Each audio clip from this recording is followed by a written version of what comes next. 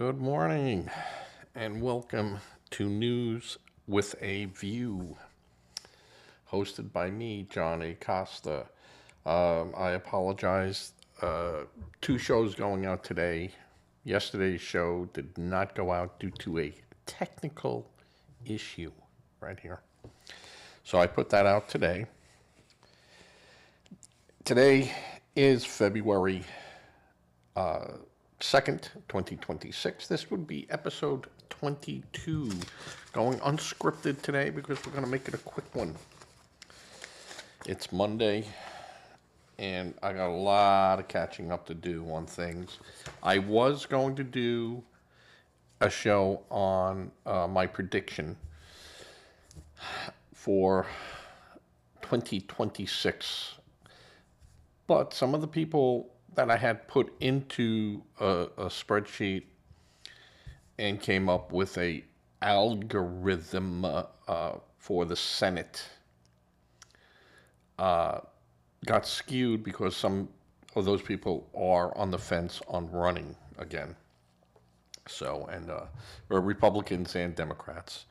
The House of Representatives is a little bit more complex because of redistricting, and that's a little bit harder to predict. Senate races are pretty easy to predict, and of course, as you get deeper into it, you put different variables in there and start changing it. I will say that for the last 6 or 5 presidential elections, the database that I created years ago is as accurate as ever, except for 2020. And we all know why. Well, actually, I'll take that back. Bill Clinton winning was the first time that my program didn't work, that I was wrong. The algorithm and the data I was putting in there, which is the data I always use. So, but that will be a little bit later on during the week. Today, I'm going to go a little bit off topic. I'm going to talk about a bill in Washington State, and this is a state bill. And it's HB 2321.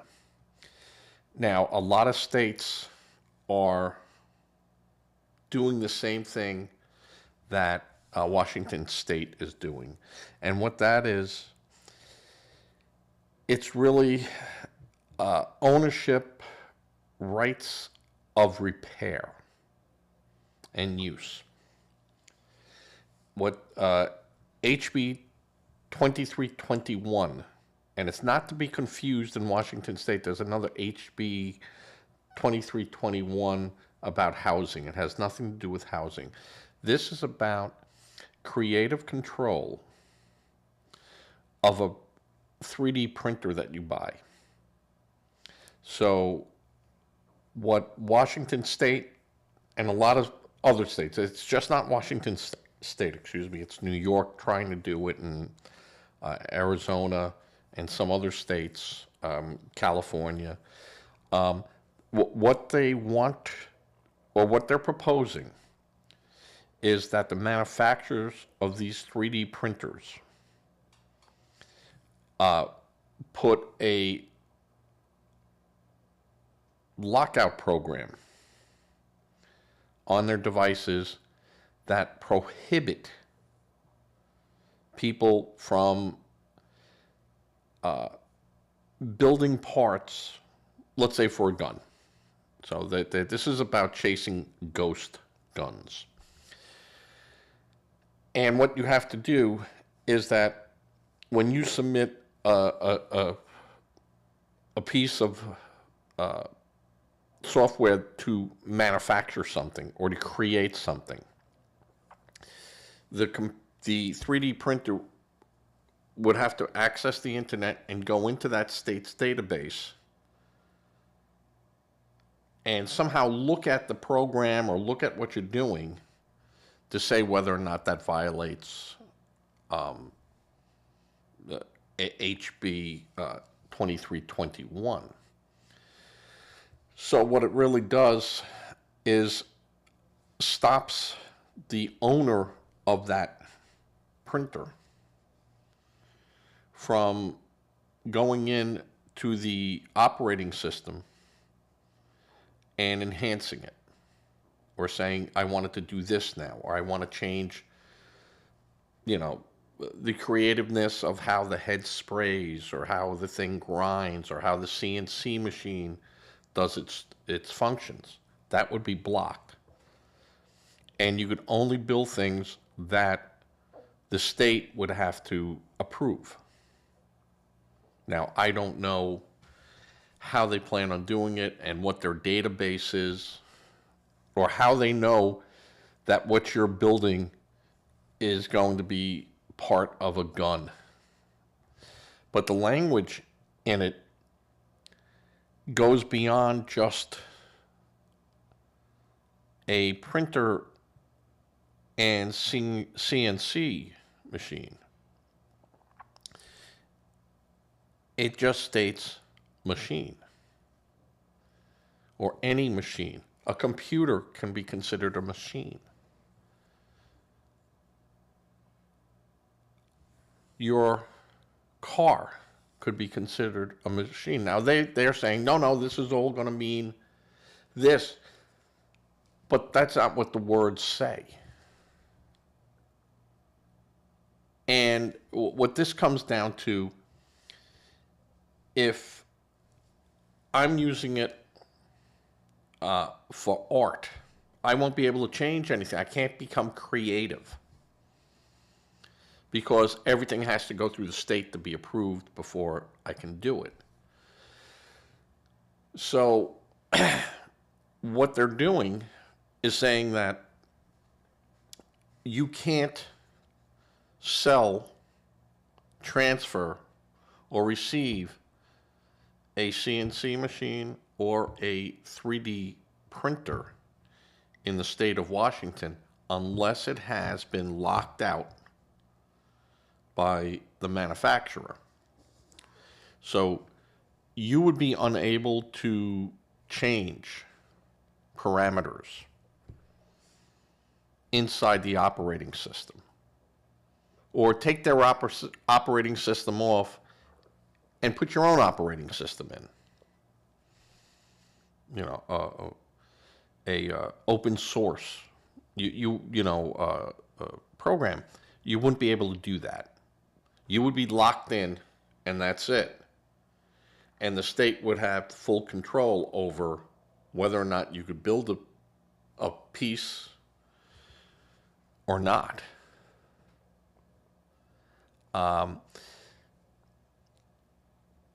This will face a huge hurdle, but this is the beginning. And there's been other legislation in there, where they go, we're doing this for protection. We don't want ghost guns. We don't want, you people to be able to make these weapons. And the fact of the matter is that you will always be able to make a gun.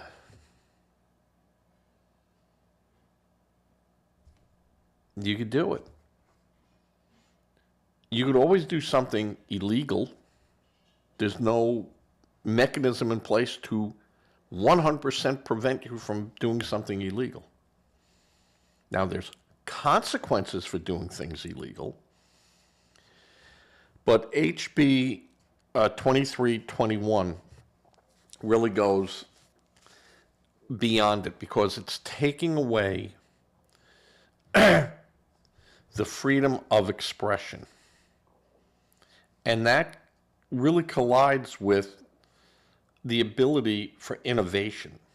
For you to take something and you go, yeah, here's a pencil, but if I designed it where there was a little curve in here and it held differently kids might be able to hold a pencil better and have better writing ability. Well,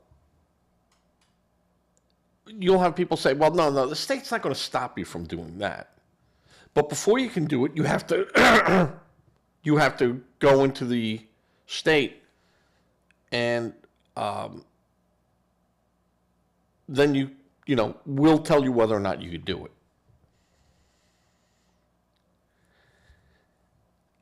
Yeah, you don't like the government getting too deep involved, and then there are good reasons, and I get the idea that you want to stop the ghost gun production. But the minute you go down this road, it's like telling an artist, you can't paint this. So when you buy your brush, you have to tell us what you're going to paint.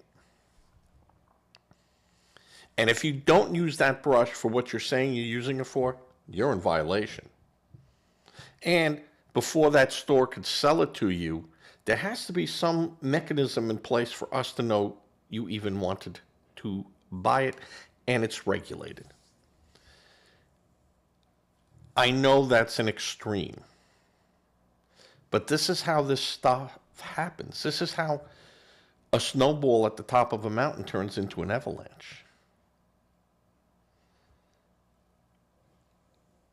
Laws like that inhibit creativity and innovation puts a crimp, mostly as we're going now high speed into 3D printing. I'm amazed at it. Absolutely amazed at what can be done with a 3D printer today and these CNC machines and what they can do with the accuracy. It's like Star Trek with a replicator. No one said that could happen, and that's exactly what a 3D machine is. It's a replicator. We just haven't gotten to the point yet where it creates food or water. But you could take it and build stuff. That's for certain. And depending on how big of a machine you have, is the only limit on building stuff. It's a dangerous path. And I could see people going, well, I'm never going to build a gun, so, I'm not too concerned with it.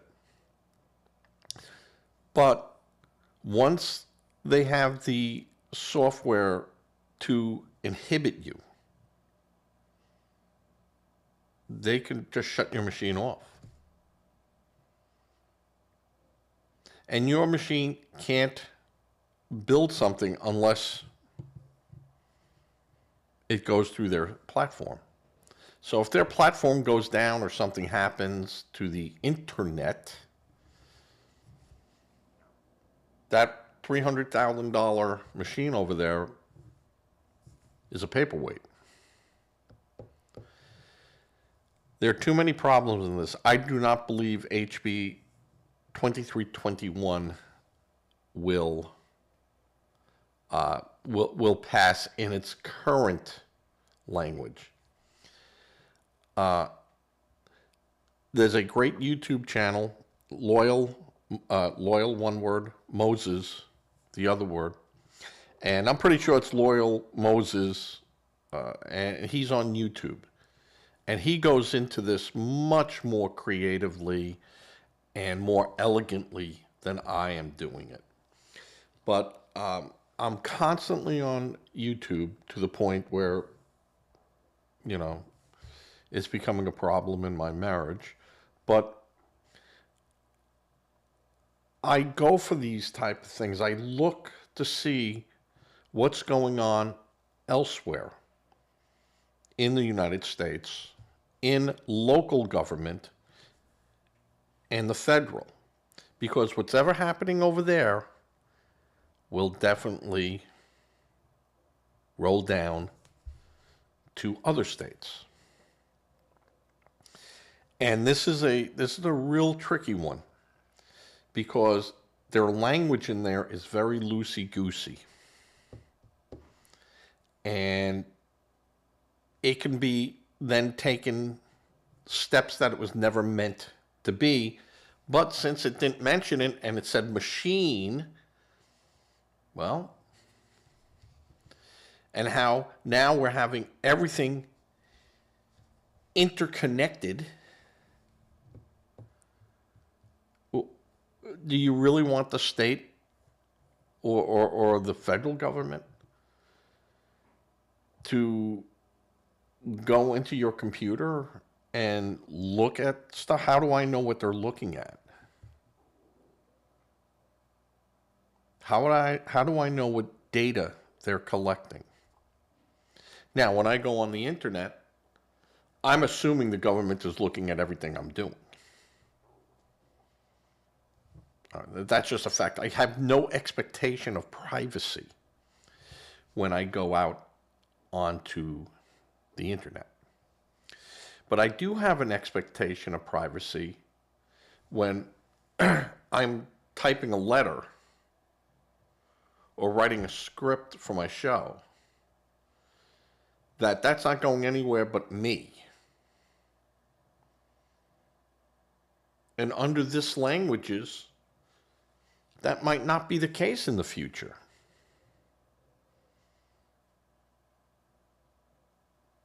So it's a free speech issue. It's a First Amendment issue. And I think it violates your First Amendment. And I understand. I don't like the idea of anyone being able to build a gun. But the reality is, I can go to Home Depot, buy a piece of stock iron, put it in my home lathe, use a barrel drill,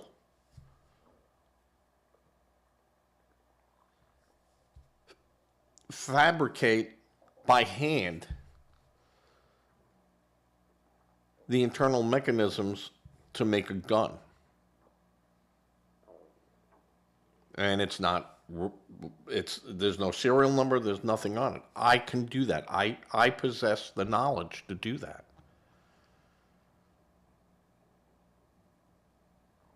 So if I went to Home Depot and bought a 12-inch piece of metal that I now make into a barrel, do they have to report me? It just goes way beyond the machine being able to do it. They want to use the machine and manufacturer, so there can be liability on the manufacturer side. That's exactly what this is about. This is being able to sue the makers of a 3D printer for someone who does make a gun illegally and shoots someone, or uses it in crime, or just makes it to go, wow, bang on a ring, wow, that thing worked. Amazing. Well, now that person's a criminal. And it turns ordinary law-abiding citizens into criminals.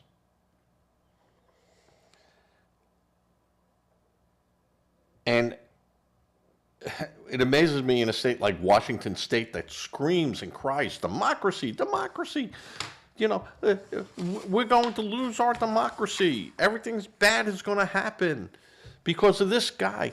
And they're going in there and they're going, well, we're taking your Second Amendment right away from you. For the good of everyone.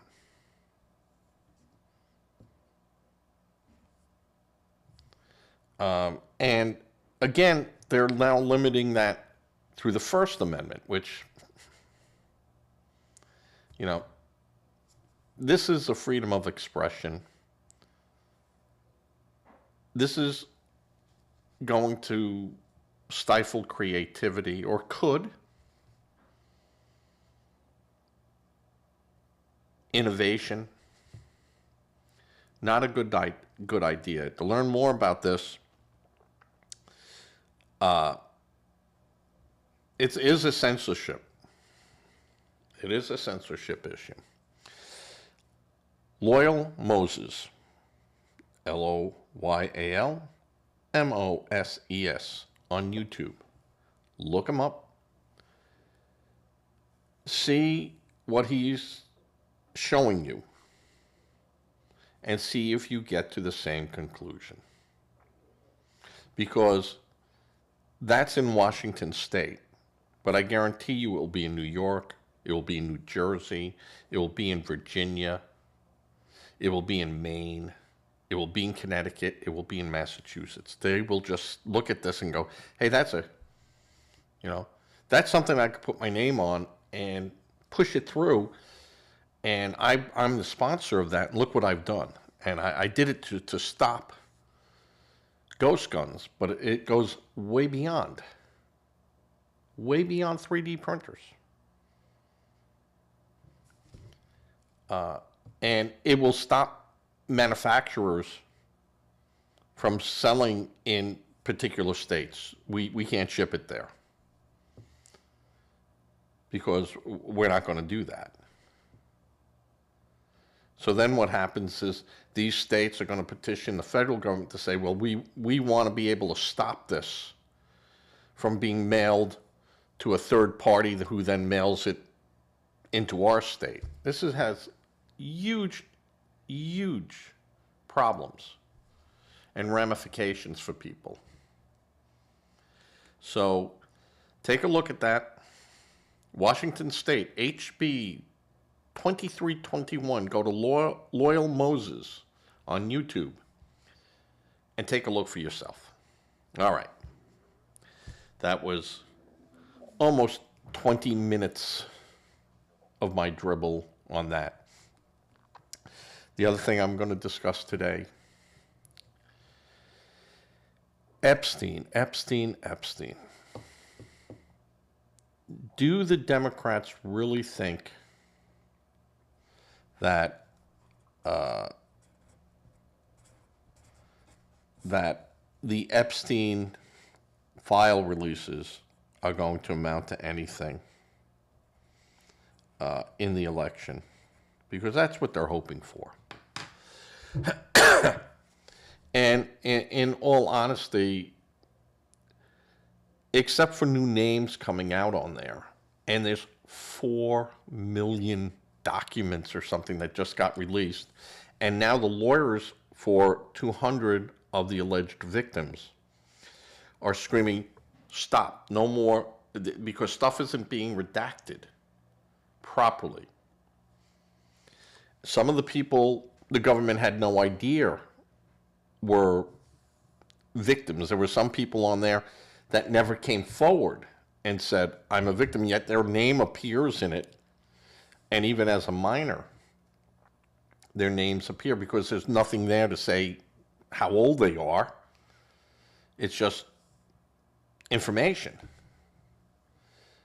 So there's no way for this to be 100% compliant as these defense lawyers would like.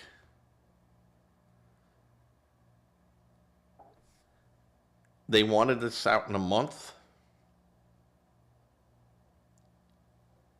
and they redacted what they, were trying to do. And I think I read somewhere that it was a 0.001% of the material that was released was not released.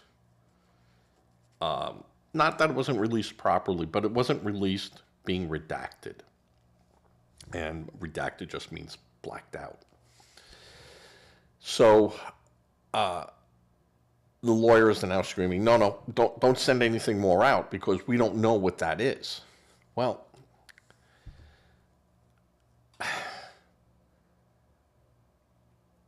that is a major problem for the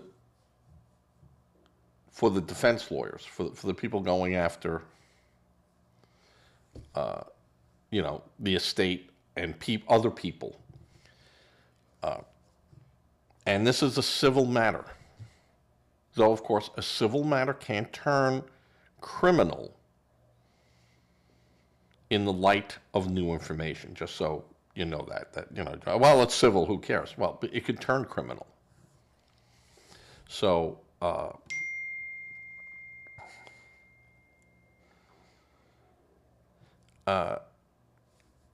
the idea of releasing this information was to make the defense have more material to go after.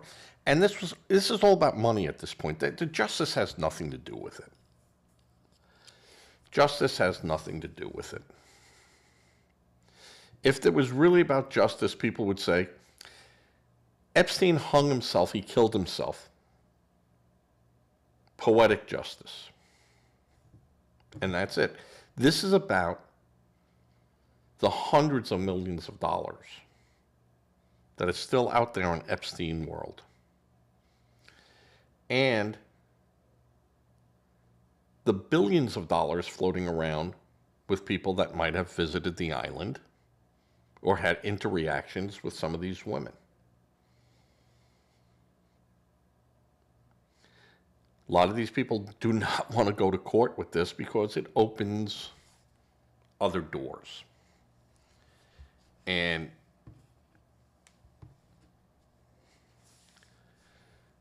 you don't, no one liked, and honestly no one liked, when prosecutors, special prosecutors looked in the window of Bill Clinton because they didn't find anything over here, so now we're going to ask him about what he did over there, but that had nothing to do with what was going on with Whitewater. And no one is a bigger Republican than me. And even then I said, yeah, that's wrong. That's wrong. That was not about Whitewater. This is about, now you're asking him, what did you have for breakfast today or something? It had nothing to do. One had nothing to do with the other. But that's going off page here a little bit. What's going on with the victims is they're looking for money. And that's okay. You want to go there, and some of these people were adults going to this island and doing what they were doing as an adult. And allegedly there were some minors there that were not allowed to make adult decisions about themselves. And the case will hinge upon, in those particular cases, which are real serious, did the other party know that these were underage girls?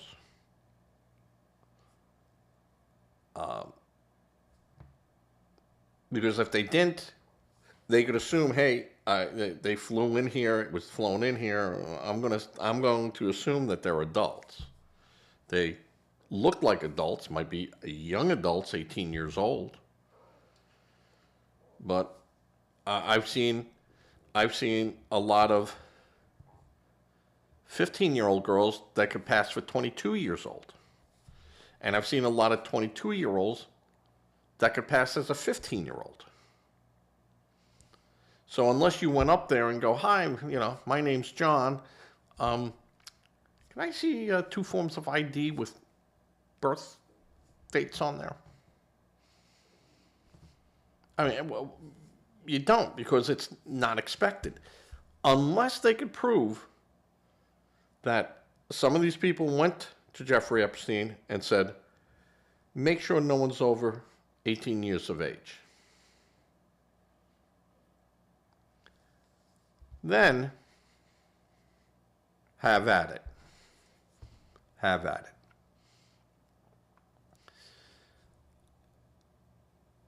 it. A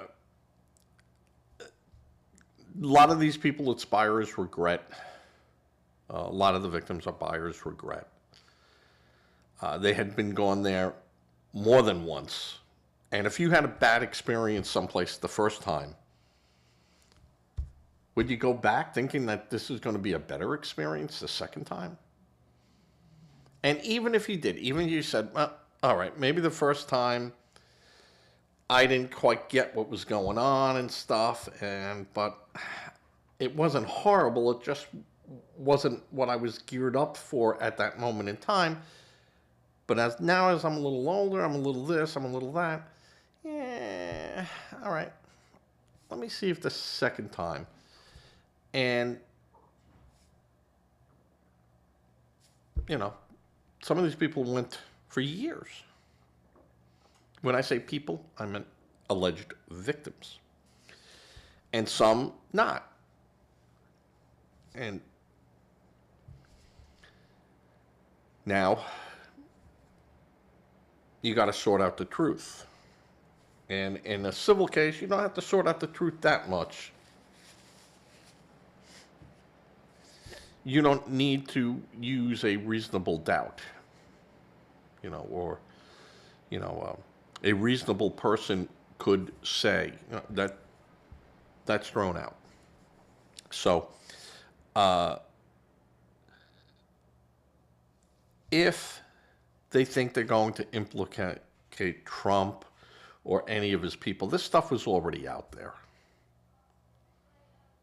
This is all stuff the prior administrations had in their hand. And if they thought there was anything bad going on, they would have looked at it. And it's easy enough. As much as, people say there's 4 million documents, they have high-speed scanners that convert them into PDFs, and then you just start searching names. Any of these people come up, give me a list. Now I can trace it back to what page number of the things you put in.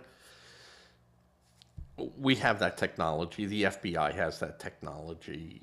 The Department of Justice certainly has that technology. 4 million documents would take a long time to scan, but they have the resources to do that. And I'm sure the resources were done way before the Trump administration. So, was it able to be done? Yes. You think it would be done. I mean, that's just me thinking. Maybe these people are just so, yeah. I got a house full of documents here. Where do we start? Where do we end? The case that was used against Maxwell, I'm going to assume that all the evidence and all the pertinent documents were given to the defense from the prosecution during discovery.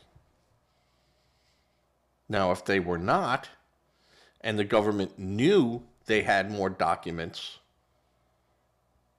well, that's a reason to have a mistrial.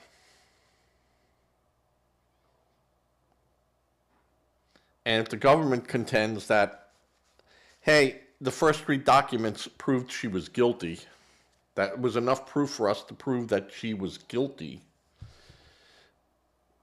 and they just stopped at that point, and those were the documents they handed over to the defense. Whereas maybe if they went back 500 pages, they would have found information that might have been contrary to the information that they received, and that opened up the possibility of, saying information's not right. This document says this, but yet these people say that.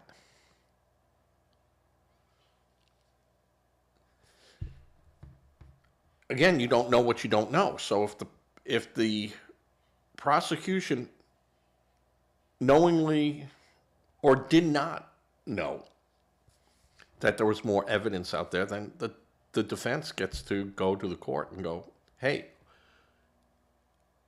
we want to look at it all, and we are now asking for, you to dismiss the charges or to stay the charge, whatever they do. And of course, they won't do it. They'll say, well, at best, we'll grant you a new trial. But, as of right now, she's convicted. Unless the evidence was so, where the prosecution said, yeah, no, they don't need that. No, they don't need that. No, they don't need that. Then, that's a whole different story. But again, we don't know. All we know is that there has been another 4 million documents that went out the door. And now, again, the legal team is in chaos. And they're demanding that the Justice Department stop. They're going to New York federal judges to say, make it stop. And again, this is stuff that they were screaming, release, release, release, release, and now it's released. And they're like, no, we don't want it released. They want to cherry pick it, which is their right to do on the defense side. The prosecution, the state, really can't cherry pick what they want to give them. They might be able to say, hey, this document didn't mention anyone on your list. This is not germane to your case, or it can't even get back there. This is a document showing the roof was repaired. Or, this was the landscaping bill, so it's not germane to your case. So, yeah, we're not going to send it to you. And you don't know. And that's the way, lawyers, go figure. So, I don't think that this is going to change anyone's mind on Epstein and their political views. It's not going to make a Democrat vote Republican. It's not going to make a Republican vote Democrat that haven't done that already.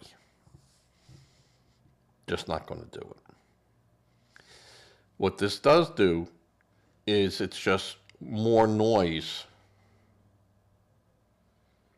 And this is what they like doing, is making noise for a president that distracts them from what they needed to do.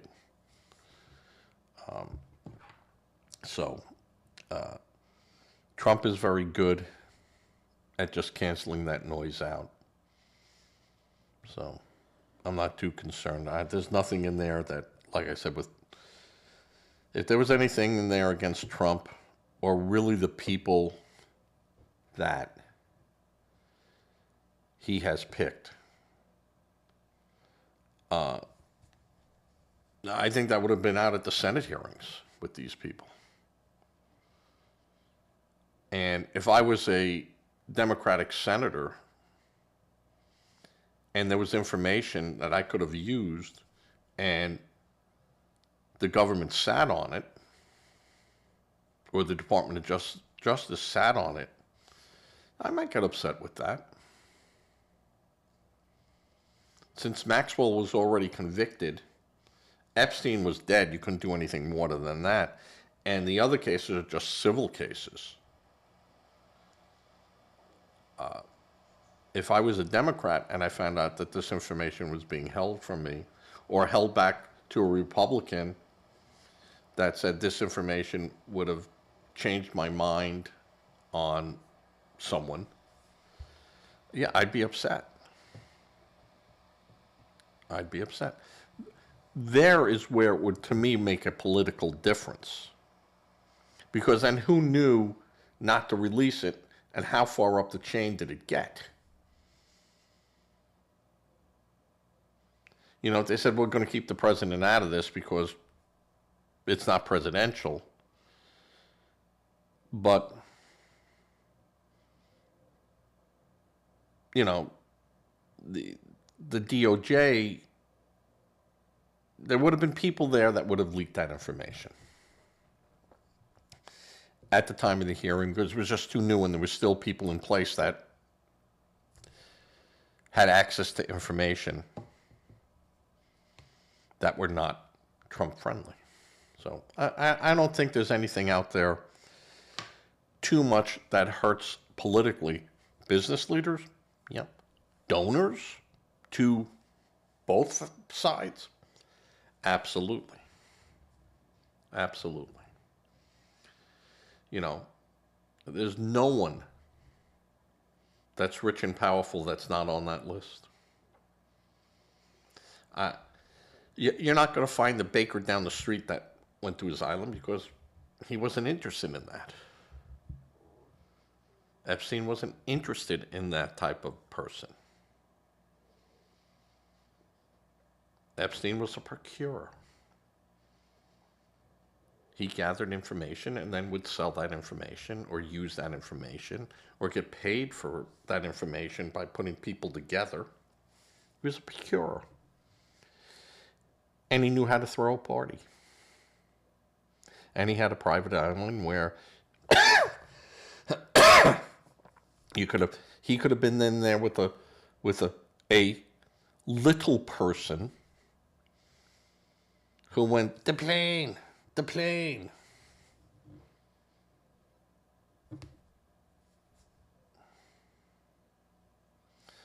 So, because that was Fantasy Island,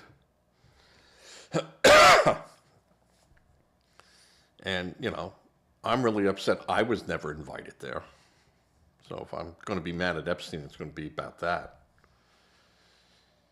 He could at least gone through a phone book and went, stopped at a name and go, contact that guy.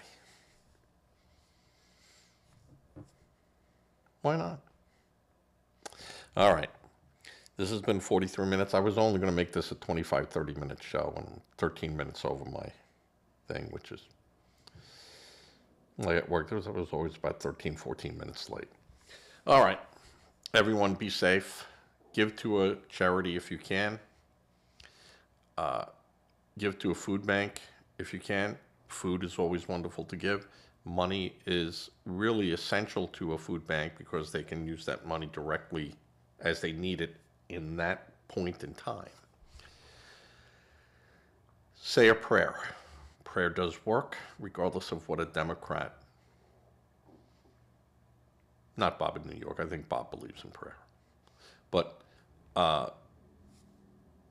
say a prayer. If anything, it can't hurt. And with that, I am going to say thank you. Everything looks like it recorded today. Hopefully, this goes out in about an hour because I'm not doing any editing other than saying who I am and pedigreed information and just a little list of what I'm screaming about today. All right, everyone. Take care as I fade to black.